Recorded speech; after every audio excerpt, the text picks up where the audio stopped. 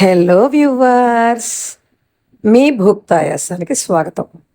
ఇప్పుడు నేను చూపిస్తున్న ఈ వీడియో ఎక్కువగా ప్రయాణాలు చేసే వాళ్ళకి, బ్యాచులర్స్కి, ప్రయాణాలు చేసేవాళ్ళు, ఇంటి తిండి ఇష్టపడే వాళ్ళకి అని నా ఉద్దేశం. చాలా ఉపయోగం. దీనికి ముందుగా అరకప్పు కందిపప్పు ఎర్రగా వేయించి ప్లేట్లో పోసుకోవాలి. తర్వాత ఏ కప్పుతో అయితే కందిపప్పు తీసుకున్నామో ఏ కప్పుతో 1.5 ధనియాలు తీసుకుని ఆ ధనియాలని కొంచెం చేత్తో నలిపితే విరిగేటట్టుగా వేయించుకుని అది కూడా కందిపప్పు ప్లేట్లో పోసుకుని పక్కన పెట్టుకోవాలి. కొలతలన్నీ ఒకే కప్పుతో తీసుకోవాలి. అదే కప్పుతో 1 కప్పు జీలకర్ర, 1/2 కప్పు మిరియాలు, టీ స్పూన్తో మెంతులు వేసుకుని ఎర్రగా వేయించుకుని ప్లేట్లో వేసి ఆరే వరకు పక్కన పెట్టుకోవాలి. ఇప్పుడు చింతపండు పెద్ద నిమ్మకాయ అంత సైజు లేదా ఒక 50 గ్రాములు, దానిని ముందు తోళ్ళు అవి లేకుండా ఈనెలు తీసేసి ముక్కుడులో వేసి పొడిగా వేయించి పక్కన పెట్టుకోవాలి. తర్వాత ఎండుమిరపకాయలు ఒక 8 నుంచి 10 వరకు ఎర్రగా వేయించి పెట్టుకోవాలి. ఇప్పుడు అదే మూకుడులో కరివేపాకు కూడా వేసి తడి లేకుండా పొడపొడలాడుతూ వేయించుకుని అది కూడా పక్కన పెట్టుకోవాలి. ఇలా పెట్టుకున్నాక వెల్లుల్లిపాయలు ఒక పెద్ద వెల్లుల్లిపాయ తీసుకున్నాను.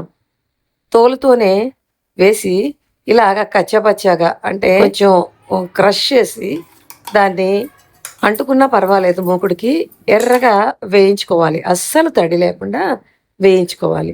వేయించుకున్నాక ఇప్పుడు ఒక పొడిగా ఉన్న మిక్సీ జార్ తీసుకుని అందులో ముందుగా వేయించి పెట్టుకున్న పదార్థాలన్నీ వేసుకోవాలి. చింతపండు, కరివేపాకు, మిరపకాయలు తప్ప.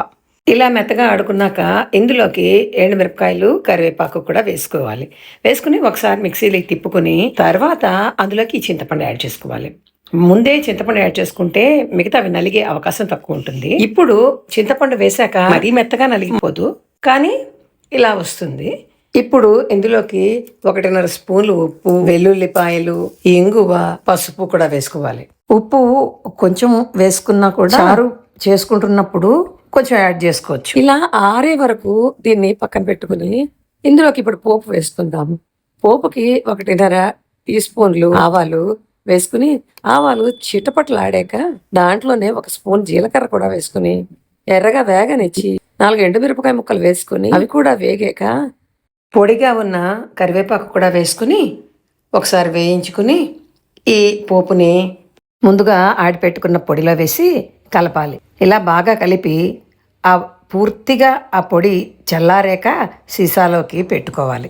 ఇప్పుడు ఈ పొడిని చారుగా తయారు చేయడం ఎలాగో చూద్దాం. 2 గ్లాసుల నీళ్ళని పొయ్యి మీద పెట్టి కళాపెళ మరిగే వరకు ఉంచి ఒక గిన్నెలో 3 టీ స్పూన్ల తయారు చేసుకున్న పొడిని వేసి ఆ 2 గ్లాసుల మరిగిన నీళ్లు ఆ పొడిలో వేసి ముగ్గిన టమాటా పండుని తరిగి వేసి పైన కొత్తిమీర వేసి మూత పెట్టి 10 నిమిషాలు ఉంచి తీసి చూస్తే మంచి చారు రెడీ అయిపోతుంది.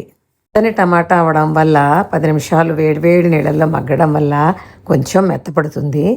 చాలా బాగుంటుంది. టమాటా, కొత్తిమీర అన్నవి ఆప్షన్. ఈ పొడితో చేసుకుంటే చారు చాలా ఒక చక్కని ఆదరం అవుతుంది అన్నానికి.